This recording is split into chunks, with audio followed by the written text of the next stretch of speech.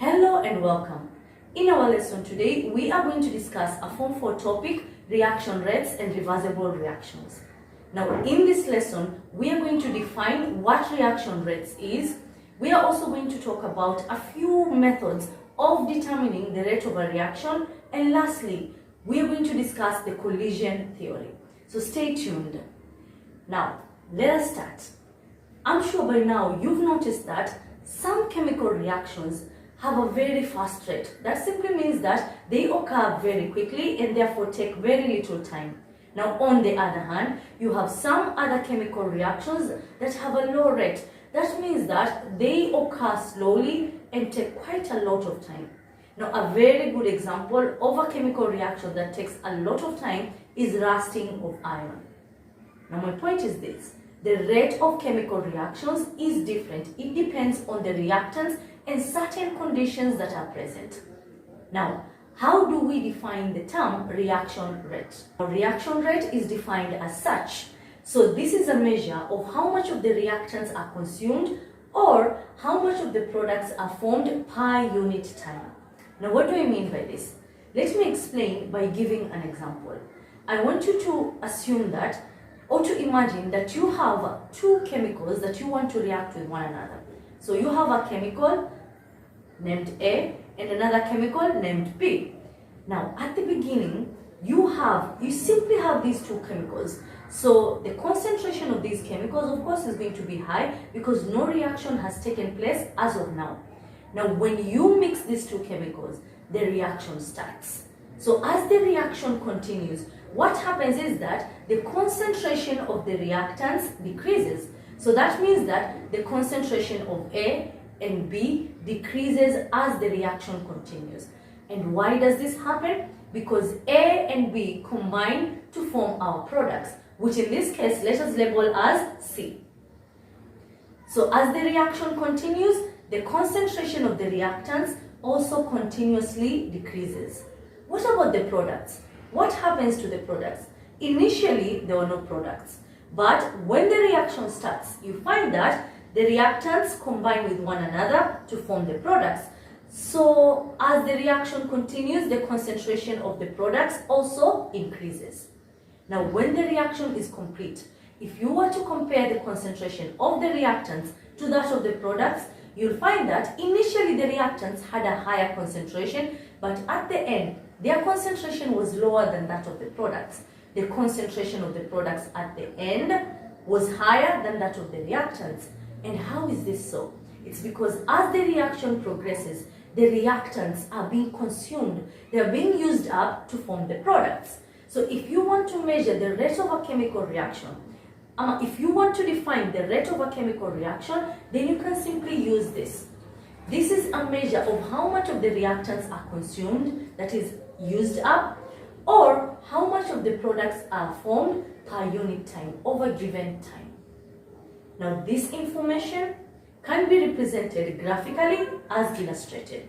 Now, how do you measure the rate of a reaction? So we've defined what the term means. Now, how do you know how fast or how slow a particular reaction is?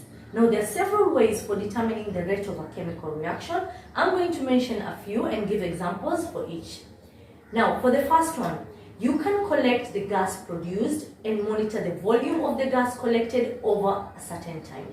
Now, this is applicable to reactions that involve evolution of a gas. What do I mean by this? If you have reactions whereby a gas is formed, then you can know the volume of the gas. You can collect the gas and then use the volume of the gas collected over a certain time to determine the rate of that reaction.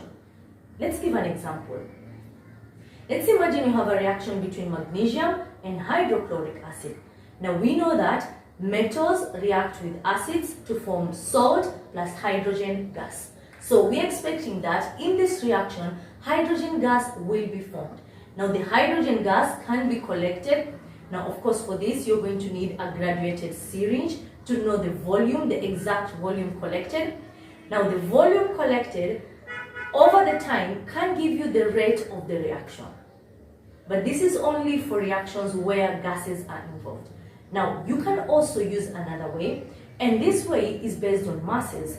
Now, if you find the change in mass of either the reactants or the products, then you can use this information to calculate the rate of a reaction. So, with the mass, of course, you're going to need an electronic beam balance or a weighing machine, automated weighing machine, to measure the mass before and after. Now, these are a few examples of how to note the rate of how to determine the rate of a reaction. To the collision theory and activation energy. Now, according to this theory, it states that for a reaction to take place, the reacting particles should collide with one another. Now, what do we mean by reacting particles? Let's imagine, back to our example, we have two reactants, A and B. Now, simply the particles of A and the particles of B are what we mean by reacting particles. Now, if A and B was to react with one another, then the particles of A and B need to come into contact with one another. And of course, this makes sense. How can you expect particles of A and particles of B to react with one another if they are at different points? Impossible. So, according to this theory, the particles, the reacting particles, must collide with one another. Now, once they've collided with one another, two things can happen. Either of these two things can happen. Number one is that they can collide and then bounce back from one another.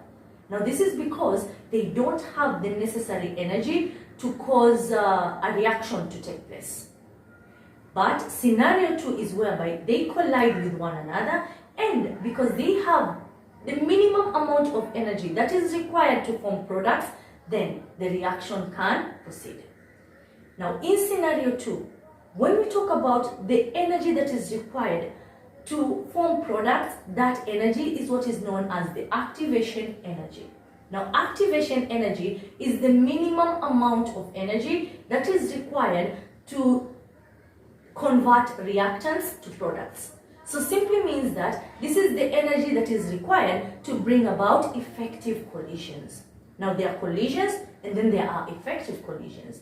Now, when we talk about collisions, this is where particles, reacting particles, just collide with one another and then bounce away from one another with no reaction taking place.